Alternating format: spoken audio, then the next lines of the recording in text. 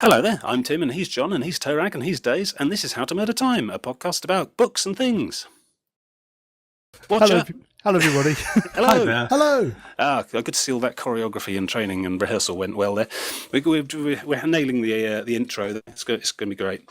So we're doing another book one. This is our sort of monthly book club review thing, and we're doing all the Hugos that have ever won, eventually, month by month. So this time, I thought, since we started with the first one, we ought to go right through time to one of the most recent Hugo winners. And I thought, well, probably best not do the most very recent one, because a lot of people listening probably wouldn't have gotten around to reading those yet, spoiler warnings and stuff. So it's really long. It's quite a long one as well. So we've gone with 2013's winner, which is Redshirts by John Scalzi. And as customary, I'm going to read the back of the book to give you some idea of what's going on there. Ensign Andrew Dull has just been assigned to the flagship Universal Union capital ship Intrepid. It's a prestige posting and life couldn't be better, although there are a few strange things going on. Every away mission involves a lethal confrontation with alien forces. The ship's captain, its chief science officer, and handsome Lieutenant Kerensky always survive these encounters. At least one low-ranked crew member is sadly always killed. Suddenly, it's less surprising how much energy is expended below decks on avoiding, at all costs, being assigned an away mission.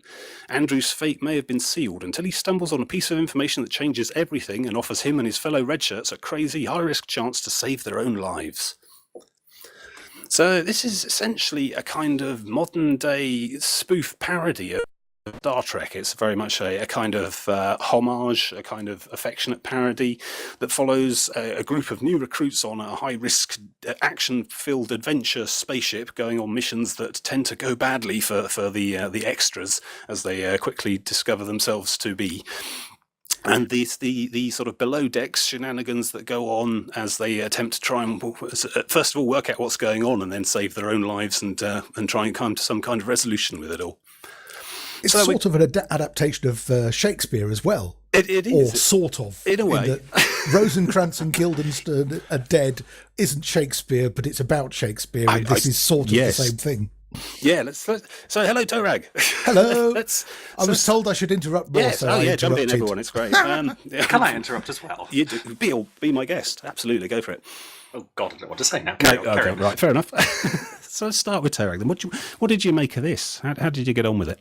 I started reading it and I really enjoyed the beginning. It was a great idea, and then I got 2/3 of the way through the book, and then it finished. I have to say, there was a laundry list. It's very much a book that it comes in three very distinctive parts, and you know, to sort of preserve some kind of spoilerific warning thing as we go through. Let's talk about each of the three different sections as we go. Let's talk about that early opening setup and sort of first third of the book then. So what did you make of that bit there then? I think that was the best bit of the book. It was just the idea of how the Redshirts react to being on the Enterprise and going on away missions with not the Kirk Enterprise, and what Intrepid. Yeah. But they actually mention, to be fair, no. You're allowed to say the Enterprise. Yes. It is the Enterprise. Actually, it is Kirk. Yeah, that's sort of as it transitions into the second bit. That sort of becomes more and more apparent. Yeah. So it's the basic. How do the Redshirts cope? And I liked that, the sort of upstairs downstairs.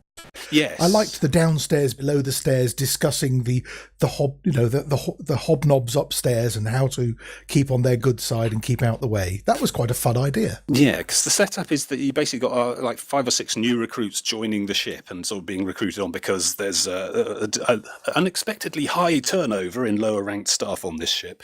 So a new batch and a new intake are assigned to the ship and go off to their departments and start learning their way around. And on the face of it, it all seems like quite a normal, straight kind of, as you'd expect, an actual functional, operational Star Trek, starship rather, to work in real life. They're all trying to do their jobs and getting to learn the places and training and so on. But every so often, everything gets massively disrupted by the senior bridge crew. And they're sort of constantly putting together away missions and having to deal with sudden and somewhat inexplicable crises.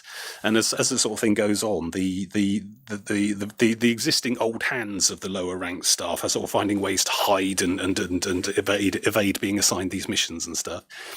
And you can't help think of the Enterprise and the original Star Trek when you're watching this.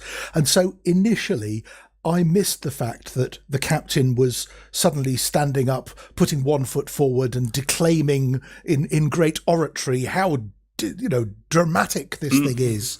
It just sort of felt, well, that's how the captain acts. And it wasn't until later I realised that, yes, they were mocking it slightly more than it first appeared. Some of the setups, the set pieces, landworms, ice sharks. How does that work anyway? The ice shark. The ice shark which is is never lovely actually references. explained, but it's just mentioned as this sort of offhand thing that happened, and everyone's got what is even an ice shark? What is that, a shark made of ice or a shark that lives in ice?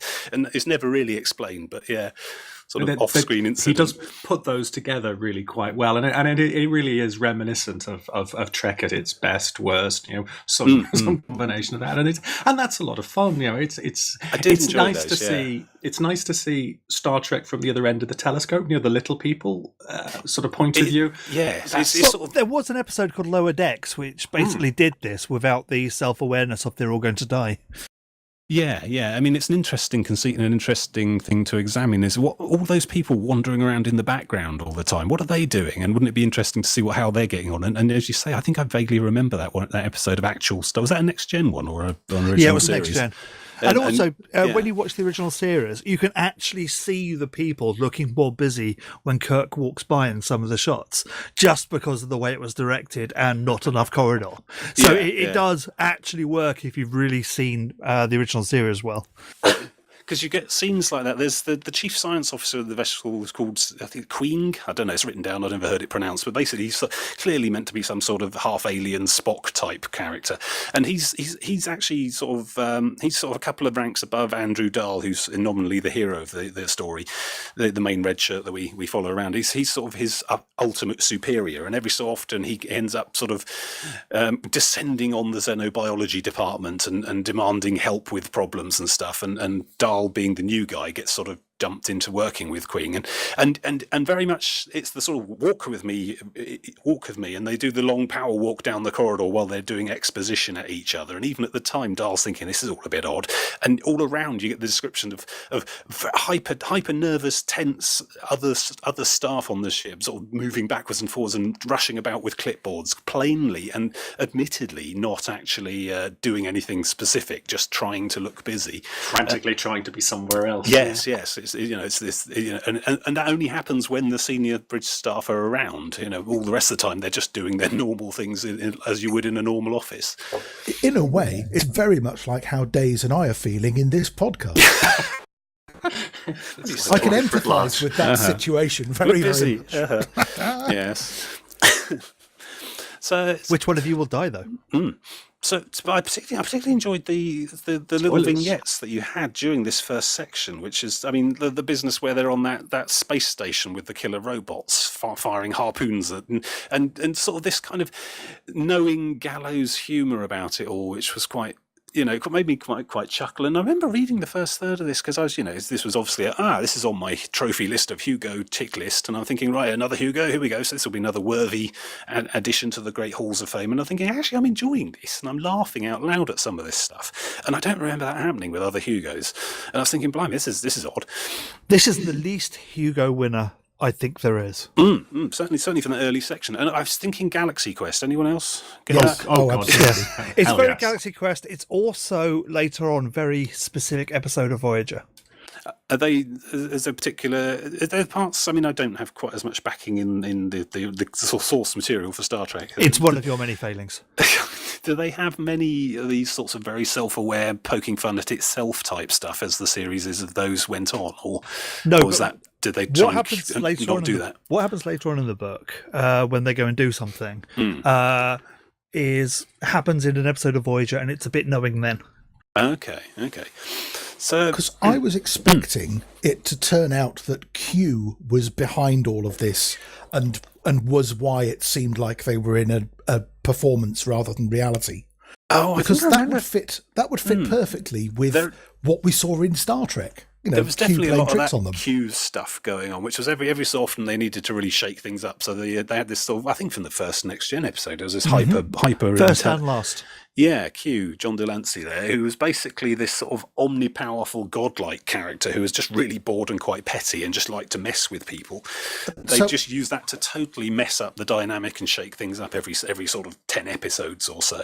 And you're sort of almost expecting something of that nature to be going on as you're reading the first main section of this book. Yeah, it would have made more sense. And I was expecting them to name him a P from the P continuity so that they could use the I need to find a P, I need to go for a P, you don't understand, it's urgent, when it becomes vitally important later on. And you could sort of get away with that given how knowing and exactly tongue-in-cheek the rest of it is up to that point anyway. Yeah. So obviously they slipped up there. That would have been a far funnier way to link the whole thing together. Yeah, they dodged the whole concept entirely. There's some stuff that's that's obliquely sort of Q's Uber concept. We're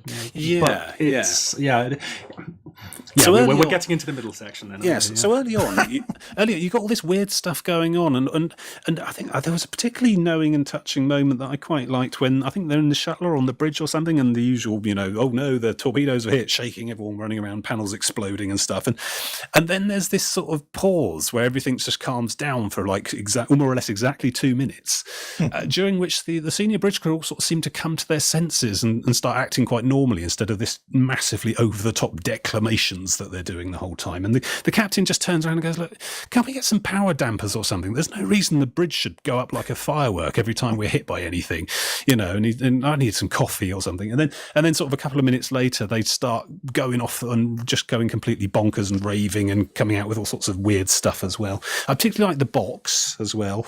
Oh, yes, that was a lovely element. Yeah, so Dahl is basically assigned to solve a problem by Queen because I think Kerensky's caught some sort of flesh-eating virus or something. So the science officer comes rushing down to the science department, and he gives them this ultimatum of time, and we've got to solve this thing, and then he goes away. And so the staff there just calmly go and get the box, which is capital T, capital B, which just looks like a microwave oven, and they put the sample in there. They wait for it to go bing, and then it gives them a magical solution on their data pad, which they then have to give, which isn't quite complete, and they have to give that to the science officer so that the science officer can solve it with a valuable insight just in time to save him, and then he disappears back up to the bridge, and everything goes back to normal again. And that's one of the first major hints that you get that something really actually quite odd is going on. It's condensing, I don't know, almost the entirety of Next Generation and most of Voyager just collapsing down into that one scene. Also, the entire role of Phlox in Enterprise.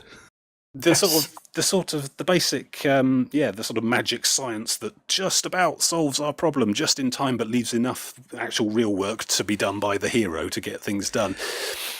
The characters behind the scenes are almost acting like my favourite Voyager character, who's the Doctor, who isn't real and is sort of objecting to being objecting to being turned on, switched on to be to service everybody and then be switched off again at the end of the important engagement. I love that character because it was well played, and this felt like the same sort of idea. Feels like that's where they got the idea from. So basically, and all throughout the first main section of the book, where you've got all this sort of Galaxy Quest-esque fun going on, there's also this current sort of running thread of hang on, something's odd here, and individual people are suddenly having plot relevant information appearing in their heads as if they already knew it, which they then need to suddenly call out for no obvious reason, and it's interesting what it's doing there, because it's sort of it's ticking all the boxes of tropes that we see in Star Trek. I mean, it is basically Star Trek that gets it in the neck from this, but I imagine a great many other long-running sci-fi TV shows are guilty of the same. And yet somehow trying to reconcile it with the characters inside their own minds and in their own character as well, which is an interesting thing. So then, Dahl eventually gets jumped by a strange figure who comes leaping out of the cargo trolley system, and he's been hiding in there. And he's a chap called Jenkins, who's basically gone rogue and starts living feral inside the spaceship. And is warned about the narrative, capital N, and basically says you need to stay away from the bridge officers. Don't get noticed, kid. And so this sort of starts to transition the whole thing into the serious business of the main sort of mid body of the book, where we start to try and understand what's actually happening here and how to solve it and how to stop them all effectively just being killed off one by one because of some random plot, some mystical force that they call the narrative, which is, I don't know, interesting. Yeah, it sort of starts to fall apart at that stage for me, for several different reasons. One of which is I really love original series Star Trek. It's one of my favourite sort of things, especially the books that come later, which obviously turn the main characters into gods that can do everything. And Kirk would have noticed, and certainly Spock would have noticed, that every now and again he over-emotes and acts like somebody's using him as a puppet. Yes. So why it's offensive to me that the main actors in the show, when they're away from the narrative, away from the narrative, aren't going, hang on, there's something wrong here. No, they have a sort of vague sense that something's not quite right, and it's various characters have tried to prove to them with statistics that this ship is really unreasonably unlucky and stuff, and they just sort of somehow managed to explain it away to their own satisfaction. It's the flagship, of course. It's the flagship. We get sent on the dangerous missions. That's why it's dangerous. Yeah. And the warships are even safer. Yeah, and it's just, and there's sort of various, the whole. None of them would have spotted anything of this that's going on at all. I see what you mean. It doesn't really sit well. It takes a new introduction of ensigns to work out what's actually happening here, and then they have to go off and solve it. The original Why show, do the ensigns notice it, but the bridge officers don't? The original show is the dynamic between two people, and then it becomes three people, and that was the core of the show. This entire book has ignored the core of what the show was, and it undermines it somewhat. Yeah, I mean, there's not really any significant time spent looking at Queen and Abernathy and Hartnell and the other sort of senior bridge crew and how they're chatting or anything. In this, aren't they? It's very much the sort of hero of another story. I did like the fact that the Doctor was called Hartnell. Yes, that was a lovely little throwaway idea. So so Jenkins takes them into their confidence, and there's a sort of reasonably tedious bit in the middle where they're having to try and explain to each other and prove to each other that what's going on is going on, because none of them quite believe it to begin with. And it takes, I think, the death of one of the main ensigns there. Noble sacrifice. Yes, noble sacrifice to actually get everyone to start taking it all seriously. So they work out that. So Jenkins has worked out that actually they're all in. Here we go. Spoiler alert, everybody. By the way, the sort of main spoiler of the book is essentially that Jenkins has worked out that they're all in a TV show for reasons that aren't ever explained, and there's never any kind of explanation as to the mechanism or the motive or any reason of why this is going on, or what purpose it serves, or even how. And I wonder if that's a good idea, perhaps. I mean, any kind of technobabble explanation. Needed a quantum entanglement sentence. It was crying out for it, and then you can hand wave to your heart's content. It's never explaining or a cue it. character. It needed something to have had to have imposed. But I'm wondering if it did or not, because the whole point. What it really needed now was the book to end and it to win the best short story. Perhaps that's fair. Because what happens next is basically the ensigns get together, and what they've worked out that Lieutenant Kerensky, who is the sort of Chekhov XB, is almost always really badly injured or traumatized or damaged, but always survives as a sort of way of telling the viewers, because they've worked out this is a TV show now, that out of the main characters, someone could be injured, someone could die, and it always ends up being poor old Kerensky. And so it's remarked quite often how it's remarkable that he's alive. No, it's not remarkable he's alive. It's remarkably sane after what happens to him, and he's got this amazing recovery. So basically, what they do is I think they seduce him. I think Maya seduces him and then drugs him, and then they kidnap him onto a shuttle, and for reasons they decide to fly into a black hole, which then catapults them into 20th century Earth, which all happens off screen. Yes, that's not even described. It's just because, So because of reasons, hand wave, sudden 1-2 paragraphs, we find ourselves with these ensigns and Kerensky in 21st century Los Angeles, in search of the TV show's producers and actors. And so, it's basically a sort of mechanism to fast forward them to get to the resolution, really. There's never any kind of explanation as to how they do it. And I suppose, in a way, that's kind of the point.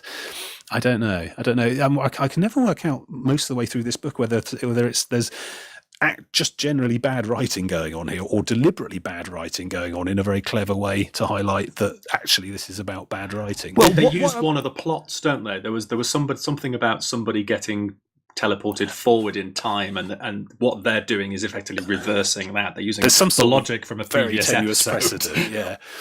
What I'll say is, the moment they went back in time, I immediately thought, "Oh, this has turned into Voyager. This is Future's End," which is a double part episode of Voyager where they go back to San Francisco in the 90s. Yeah, and it bizarrely stars Sarah Silverman and Ed Berkeley Jr. And it is all. I've come back to that. No, sorry, carry on. Comedian, and you know who Ed Berkeley Jr. is. He was in Battlestar Galactica, the original. Okay. Yeah, that being the most up to date. Was the original? And from that point on, this entire thing feels like the absolute worst of Voyager. It doesn't feel like Next Generation. It doesn't feel like the original series at all. It feels like them running around doing or even like Enterprise. There's an episode of Enterprise where there's Vulcans stuck on Earth. Also, there's another one where they get sent back to Earth by the time people, and it feels just like that. The really badly written, schlocky time travel wasting story, or even part of Voyage Home Track 4. Oh yes, let's go back in time to find the whales. I think the thing you realise more than anything else, as soon as they get to Earth, is that even though you didn't see much of the main characters, you were hanging on to them for interest because you like those characters from the Enterprise, Kirk and Spock and what have you. You might not see much of them, but I was quite enjoying the doomed away missions of the early part. Yeah, suddenly we're in this terribly serious retrospective about Hollywood. Still got Abernathy and those in those, so it sort of feels like you're with it. And then you get to Earth and suddenly realise that these ensigns are paper cutout characters that aren't interesting enough to follow for another 2/3 of a book. Yeah, which is good because you don't follow them for 2/3 of a book, and that's another problem. I spent the entire time forgetting who was who. Yeah, they're just so forgettably badly written. Quite similar names. Apparently, that was deliberate according to Days. Yes, yeah. I normally listen to audiobooks recently, but I was reading this one, and when I met Dahl, and they met a character called the hero called Duval, and because of the way John Scalzi uses in most of his books, I just did some flipping, almost no physical description. Describing the emotions that somebody's expressing. I couldn't tell you what any of these characters looked like after having read it. No. Some are male, one is female, one's called Dahl, one's called Duval, everything else just kind of trickled out. There's one called Hansen, one called Hester, there's one called Finn. Just the intentionally having your two main characters, and it must. I thought at the time, why has he done that? Having the two main characters having their name begin with the same letter. Yeah. That just felt really weird thing to do, and it later, a bit of research, it was probably deliberate, or at least Scalzi's claiming that it was. Well, if he can't say that, then who can? Yeah.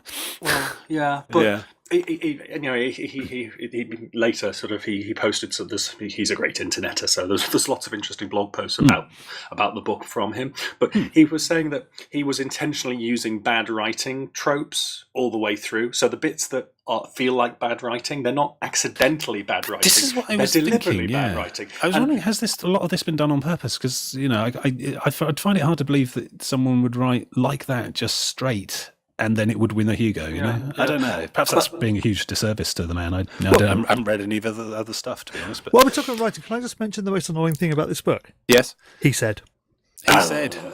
It's hellish just to read. I searched for the word "said" on my Kindle, and it only gives you the first 100 hits, and it ran out after about 3 pages. I do tend to sort of surf along the words and not actually look at the specific words used when I'm reading. So I didn't really spot the sort of grammaticals of it all quite so much. I think that's where an audiobook really, really crucifies you, because you can't avoid noticing that. I did the audiobook, which is read by Will Wheaton. Read very well, by the way. And the entire thing, I was expecting the captain to turn out to be played by Will Wheaton, because that would have just been perfect. But yeah, it really stands out and is painful. But it did help in a couple of places, because just the way that the conversations are so badly written. Just the difference between he said and she said sometimes actually helped make a scene make sense in my brain. Yeah. So I find myself thinking, is it, if you feel that a book is badly written, is it better or worse whether it's been written badly deliberately or badly, intentionally? I know what you mean. Yeah, and to be honest, I think I'd probably say that it doesn't matter if that was done on purpose or not. I'm still having to read the damn thing. Yes. So. Am I enjoying this? And for parts of this, I mean, this weird jarring thing right at the start when I'm introduced to Dahl and Duval. Yeah. I kept mentally flipping the genders and the characters. I genuinely had real problems over the first 10 pages or so keeping difference. But yeah, so they definitely weren't that memorable, no, and on purpose as well, I think. Well, it's the difference between doing something ironically and you're still doing it. Yes. Yeah, absolutely. It doesn't matter if you're doing it ironically; you're still doing it. Yeah. Yeah. At some point, punching your friend in the shoulder just starts to be annoying and hurt. Yeah. Please stop punching me, and it just keeps on doing that kind of thing all the way through the book. But at least I think in the early section you had the sort of hilarity of what inventive ways that Scalzi come up with to assassinate this next red shirt. It was in an actually quite endearing, amusing comedy context. It was funny because there was this massive awareness of all the ensigns and red shirts are sort of aware of how stupid it all is, and pointing out to each other that this is really dumb. Why are we here? All this sort of thing, and that kind of sort of made it sort of a dark humour to it all. Whereas you get to this whole LA section, so they've kidnapped Kerensky and they've taken him to meet his actor in an attempt to get to see the producer and writer of the TV show that is actually, for some still unexplained reason, publishing their lives somewhere in the distant future and possibly a parallel universe. I'm not entirely sure, and it's never made clear. So they end up basically getting in contact. Well, Duval finds his own actor, and they get on well, and they chat and stuff. And this he turns out to be just some jobbing bit work actor who's currently working something else at the time, and he manages Duval. Well, see, blimey, I've done it. Well, bravo. There we go. I've illustrated a main point. Yeah, so they basically get in touch with their actors and basically work their way up the chain through, and eventually get in touch with a chap called Mark Corey, who is Kerensky's actor, and he turns out to be a bit of a sort of the worst kind of arrogant bit part B-list Hollywood type. But he's sort of playing the Rick Thingy character from Galaxy Quest, but not quite. It's matched with some of the behaviours of the actors from Voyager. I'm thinking Robert Beltram and people. Well, I don't know. I mean, yeah, but they managed to sort of eventually convince this Mark Corey fellow that what's happening is actually happening, and it's such an unbelievable story, and it's so unlikely to be provable in any real sense that sort of just seems a bit, all right then, whatever, sort of hand wave it through, and eventually they get to meet the producer and the writer of the show, and then it's sort of there's a sort of moment of awful realisation. I think possibly the writer of the show, this Nick Weinstein, he becomes almost like the most fully realised and interesting character in the entire book, because this essentially now becomes, for most of the second part of the book, a story about how I don't know, why am I thinking Last Action Hero? It's the whole because it directly mentions it. Does it? Oh right. But it's that whole sort of your characters are actually come to life, and now you have this crushing responsibility for all the bad writing you've done and the terrible things you've gotten them into, and they're all sitting there and they're sort of having a big old chat and confrontation with the producer and writer, and the producer and writer who are just making a trashy sci-fi show to pay the bills and put their kids through college suddenly realise that everyone they've ever thrown to an ice shark has actually died in some other universe horribly. So that was sort of a massive downer and quite an awkward scene and situation, I think, in the later part. It started off as a funny book. Yes. So you're reading it expecting it to remain funny. And halfway through a third of the way through the book, they just run out of gets funny. A bit serious business. It just stops being funny, and then it doesn't have anything to replace the funny with, because it's still ludicrous and stupid, but isn't funny. And you can carry the ludicrous and stupid if it's also funny, but if it's not funny, it's just stupid. Well, going again to Star Trek episodes, I think they're trying to go for the gravitas, which is something like The City at the Edge of Tomorrow, but completely failing. It's Star Trek can be serious. It can have Chain of Command. It can have these brilliant episodes, but then the book can't back it up when it comes to try and be serious. Well, I think the book's perhaps trying to underline the yes, you can have those great, profound episodes of a TV show, but that in this particular writer and this particular producer were just going through the motions and were never really doing that. And it almost becomes a kind of, I don't know, a polemic about bad writing and a responsibility to your characters. Yeah, but then things happen where they have to go through that. Let's be serious and let's be heroic. Mm. Is this whole book written by somebody or financed by someone who is trying to defend shutting down Firefly? I don't know. I hadn't really thought about Did it they like just that. think, right, look, we've got I'm to not find sure a defence? John Scalzi was really anything to do with Firefly, no. but yeah, so then we have this sort of plot at the end there where one of the extras, it turns out that his actor was actually the producer's son, and he just wrote him a bit part because his son didn't really know what he wanted to do with his life. Things were a phase where he wanted to be an actor. And then shortly after that, his son gets hit by a car and ends up in a coma. And so there's a lot of sort of quite heartfelt distress about that. And they come up with in keeping with the rest of the book, a sort of consistently moon logic plan to substitute. Basically, they worked out that if they swap this producer's son with his red shirt from the alternative universe and then write an episode where he gets put in a coma and comes out of a coma, that will somehow cure his son and also swap them back to whoever they probably are again. It's basically running them backwards through the transporter. Yes, it's a kind of typical nonsense technobabble plot that you might see in a bad episode of Voyager or whatever. Yeah. And so they agreed to do this, and then also the red shirts give a list of demands to the writer saying, look, don't kill us off, because we quite like to survive. And so and you get one more season. Yeah, finish this season and next season, and then please don't make any more. Yeah, the idea being that presumably once the show is finished being written, the alternate universe where it's all actually really happening, they'll be allowed to just go about their normal lives without it all being batshit crazy all the time.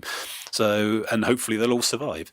So they sort of do this, they get the episode filmed, and then they go backwards through the wormhole thing, and then there's a bit of an exciting sort of firefight thing going on in the other universe because of some warship and diplomatic things going wrong and torpedoes going everywhere. And Dahl gets crushed by a whole load of wreckage in an explosion, and you think, and there's a quite an interesting moment there where he's starting to think, oh no, this is it, I'm the red shirt, it's my turn. And then he turns out to survive that, and afterwards we get this really... And to be honest, I think that's probably one of the most interesting sort of sections and paragraphs in the entire thing, where suddenly we have the Jimmy Hansen character, who up to this point has served no purpose whatsoever in this narrative, suddenly having a chat with Dahl, who's after all survived his crushing injuries, and about the nature of what just happened there. And Dahl comes to the realization after talking with Jimmy that actually Dahl's the hero. And it's not about anything else that's gone on there at all.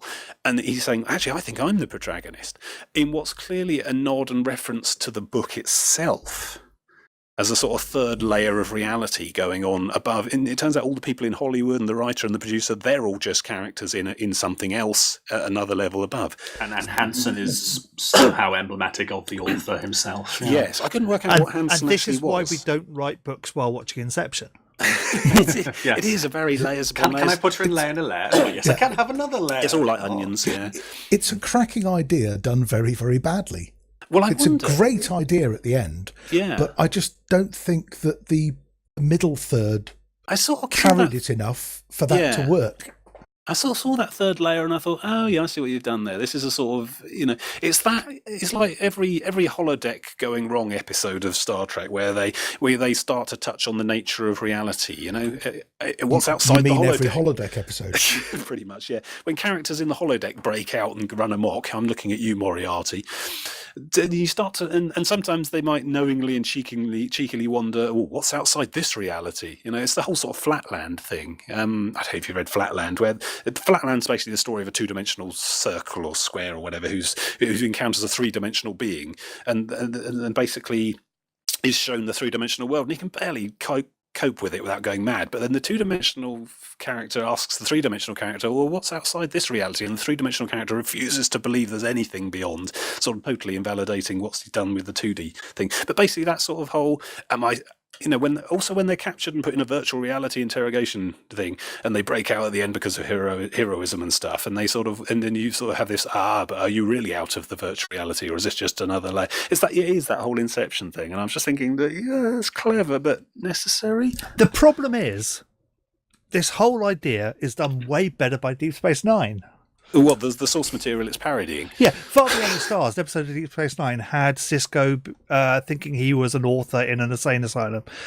Oh gosh, yes, that was wonderful. I don't remember that one, but I know I'm sure I've seen several where And there's actually in VR. It's half this book. Yeah. So they sort of get out at the end, and they have this sort of little knowing conversation at the end, and they sort of had Jimmy Hansen, Rich Kid, possible author insertion persona character. I don't know quite what Hanson's supposed to be. He sort of postulates. Dahl thinks that Jimmy's supposed to be there purely to have this conversation with him, to point out that possibly he's the hero of something else, and then it all just goes away at the end of it all. And then he sort of messes with you as well by saying, and shortly after that they all died. And then there's a chapter after that says, no, just messing with you. And it's a single page. It's cruel and funny. At that point, I'm just thinking, yeah, whatever, okay. And then there's the last third of the book. Yes. So we're on to the last section now. Now I think the original, according to Wikipedia, the original title of this thing was supposed to be Redshirts, a novel with 3 coders. And there are 3 essentially epilogues at the end of this book, 3 different ones. And they're done in the first one, they are literally called first-person persona, second-person persona, third-person persona, and they are written in those styles each time. So the first-person persona is essentially a small mini story which is told in the form of a sort of message board postings by an anonymous author who is quite clearly meant to be Nick Weinstein, the writer of the series in the previous sections of the book, reaching out anonymously to the internet to try and work out how to deal with this massive crisis of conscience he's now been dumped on, which is that he needs to write episodes to keep his job, but every time he writes bad things about his characters, he's now learned that they actually happened to them, and how the hell can he carry on with like that? And it is an interesting sort of dilemma, an interesting, what would you do? How would you cope with that?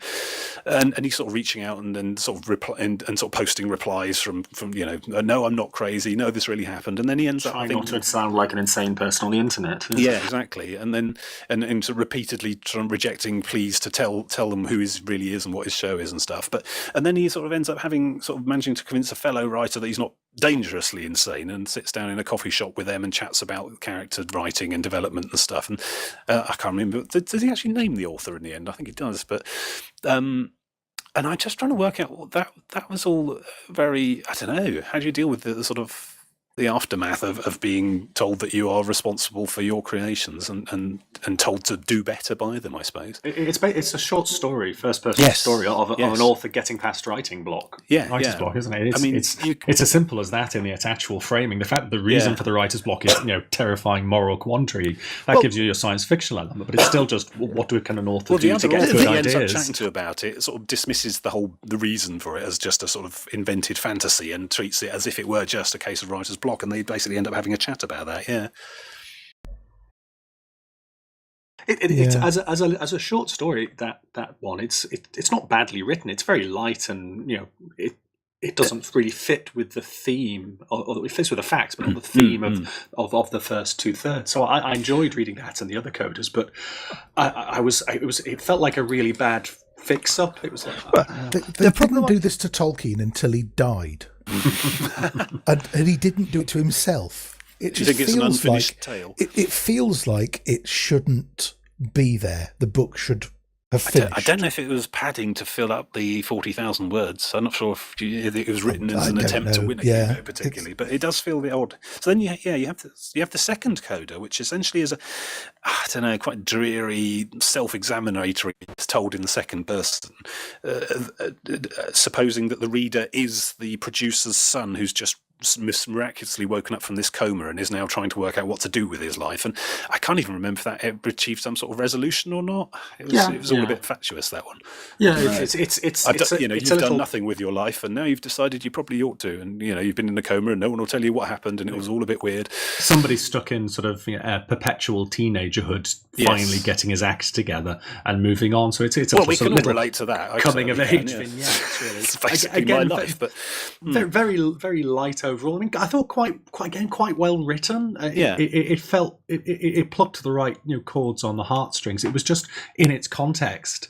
It just felt, again, as a limb, it wasn't necessary. Yeah. Well, there's a definite theme with these last three things, which I'll mention after we've done the third one. Yeah, but there is a agenda with them. Yeah. So the third one is essentially the third person, and is telling the story of a woman who played an extra in the show. So she is the actress who played the ensign who was the wife of Jenkins over in the mirror universe where it's actually happening. And Jenkins, he was only ever a bit part played by Nick Weinstein himself, the writer. He had to just jump in and do the role for 1 week. So Jenkins's real life, finger quotes, counterpart was the writer himself. Which perhaps explains why he's got more of an awareness of what's going on. But and in the Intrepids universe, in the Redshirts universe, Jenkins's wife got killed very early on for stupid reasons as a red shirt on an away mission, and he's never really gotten over it. And he sent a bunch of a sort of hologram recording of himself, saying he misses her, along with the red shirts, to the real Hollywood place to actually give to this woman. So it was all a bit weird. And so she's trying to sort of come to terms and find some sort of closure and mourning for a version of herself that she only ever played as a sort of half a day's acting job, who actually got killed, and then suddenly there's this massive eulogy been delivered to her by her fictional husband, and then sort of at the end of that she accidentally bumps into the writer anyway, and they go for coffee. So a sort of mirror of the marriage in the fictional universe, and that again, that was nice, a bit light, but I'm not sure what it really added to anything. I don't know. Well, what I think the entire third part of the book is one massive, we're going to be a self-help book now. We're going to... these are problems people have, and these are solutions. You may not feel like that's your... Yes, writer's block. Yeah. You've got, the block in the creative process. Then you've got the sort of the coming of age, the finding a purpose in the modern age, and then you've got... And you may feel alone, but there's always somebody out there, and you do not dwell on the past. Yeah, the sort of what might have been thing. And none of it fits. It's not that they're bad, it's that this book has multiple personality disorder. It's got the first third, which is light-hearted and funny. It's basically Galaxy Quest, Yeah, the second third, which is way too serious and up itself. Yeah. Then the third bit, which is 3 short stories, which are all quite well written, but don't fit with the first or second thirds. It is a real sort of patchwork, I think. Yeah. I've just taken a look at on Scalzi's blog, and he has I'm sure we'll include this in the show notes, a note about the format of Redshirts, where he basically addresses these things. And I guess we're not the first people to have noticed this. Yeah, and one of his reasons was he felt like making it. He should make it a bit longer. So he's open and honest about that. Yeah. Another one, he had some stories that didn't fit in the novel itself, so he thought, well, let's call them coders and put them on the end. I mean, at least so possibly he'd agree with a lot of our conclusions. Yeah, and another one is that as far as I knew, no one had thought to write a book that consisted of a novel and 3 separate but related short stories. So hey, why not? Okay, we can tell you because it doesn't really work very well. I mean, the anthologies are a staple of long-running science fiction authors throughout history. I think. If it had been put across as that, it would be a problem. But you don't know what's going on, and you just go into these random bits, and you're thinking, how does this relate to the last bit? But by the time you figure out how it relates and why it doesn't matter, you're almost on to the next bit. Yeah. It's a bit of a weird sort of rocky roller coaster, I think. You pretty much stuffed whatever you like. Because if you like the first third, you're going to dislike the middle third and the second third. If you like the little stories at the end, you're going to hate the first third. I don't think there are very many people in the universe that's going to like all of this book. Yeah. So I think it's quite brave, as one sometimes says about art that you don't think works. But it's certainly interesting, I think. It's slightly startling that something that all 3 of us have had such, varied but often quite negative personal opinions on the three of us, four of us. How many of us? I can't count. Who's there? Why are these voices in my head? Yeah. But yet it went on to win the Hugo. So let's talk about that. It's a courageous choice, the Minister. Hugo Award for 2013, the best novel, 40,000 words or more. I'll just go through who else was nominated for that year. So in 2013, you also had Kim Stanley Robinson's 2312, which is a kind of extended. It's not actually part of the Mars trilogy, but it's sort of set in that kind of universe, and it's that kind of thing. I think I haven't actually read it myself, but I'm guessing that's going to be more city of on Mercury, doesn't it? Yes, the Terminator city on the big train track thing. I think it's largely situated based on the sort of politics of that city. But I'm guessing that would have likely have been a kind of hard SF thing in a similar vein to the Mars trilogy, with a lot of psychology and so on going on in there as well, sociology. I'm not sure he can do like SF. I don't know. I haven't read it, but you had Mira Grant's Blackout. I've literally no idea what that is about. Lois McMaster Bujold, a veteran of Hugo's, with Captain Vorpatry's Alliance. I'm guessing that's a kind of military sci-fi thing. I'm not sure really what her oeuvre is, but and then Saladin Ahmed's Throne of the Crescent Moon. Again, I don't know what that one is. So there's a lot of varied other stuff in there. But it's a Middle Eastern themed fantasy novel, so quite unusual. Okay. I suspect it's relevant that this was the fourth Hugo Best Novel nomination for John Scalzi, and he'd lost the previous three. Okay. So there's Zoe's. I wonder he was whether nominated that's for relevant. Zoe's Tale in 2009, The Last Colony in 2008, and Old Man's War, which I've heard of but not read, in 2006, and didn't win any of those times. So do we think there was? This always sounds like a terrible thing to accuse people of, but is this a year when the politics started to get a bit heated up? I haven't really been following this, because the following year was Anne Leckie with Ancillary Justice one, and the previous year was Joe Walton among others. So there's your sort of context. I think it's probably safe to say that we're all somewhat surprised that this is an Oscar-winning story. Which is not to say that we hate everything about it. No. But we hate enough about it to think that it's a surprise that it won the Hugo. That was it, yeah. I mean, most of the way reading through it, I'm thinking, this is quite good, but is it great?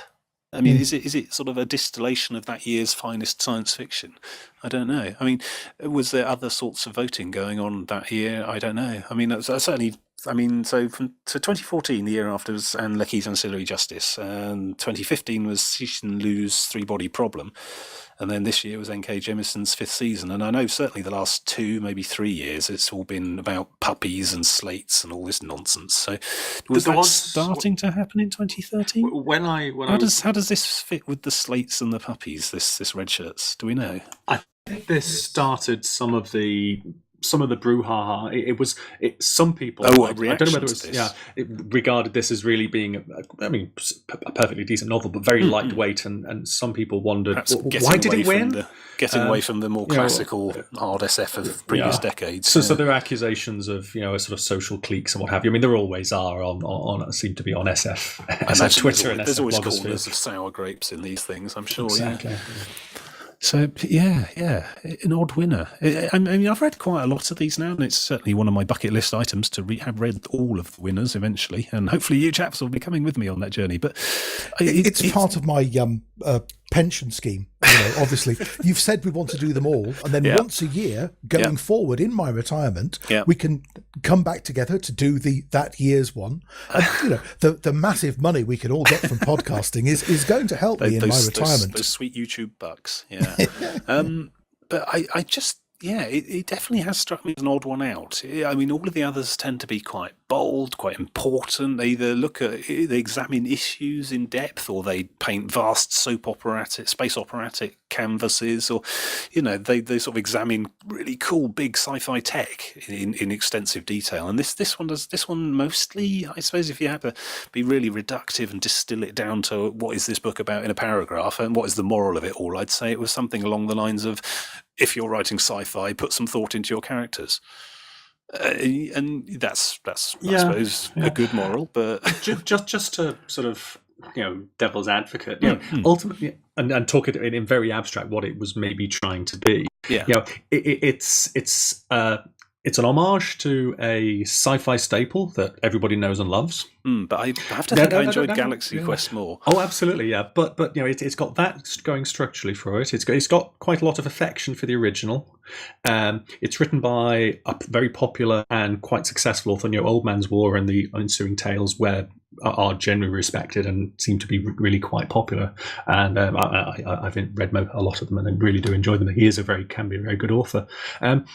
But it's got that sort of I'm being clever level of meta-ness wrapped around the whole thing, and some serious thought-provoking writing on the end. So it's like it's got a slice of all the SF homage, cleverness, and but some serious and quite good writing, all sort of mushed together. So it's almost like if you wanted to take a dab of this, a dab of this, a dab of this, and this will get on the Hugo nomination ballot, then it feels like almost very well targeted. That probably wasn't what he was trying to do, but it's produced. I just wonder about the feasibility. I mean, obviously, a lot of the short stories and best webzine and stuff are very much ripe and open to Hugo bait. But I'm just wondering how feasible it is to sit down and write a 40,000-word novel with express intention of getting it onto the Hugo list and getting it to win.